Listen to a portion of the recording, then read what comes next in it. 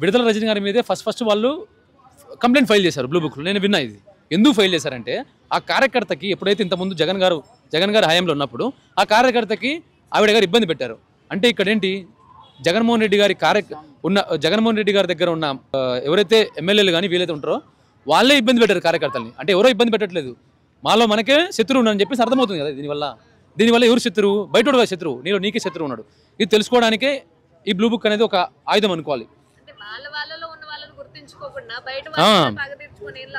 అంటే ఇప్పుడు మీరు అంటున్నారు కదా, ఇలా చెప్పేసరికి వాళ్ళకి అర్థమైంది కదా ఇప్పుడు శత్రువు ఎవరో మిత్రుడు ఎవరో.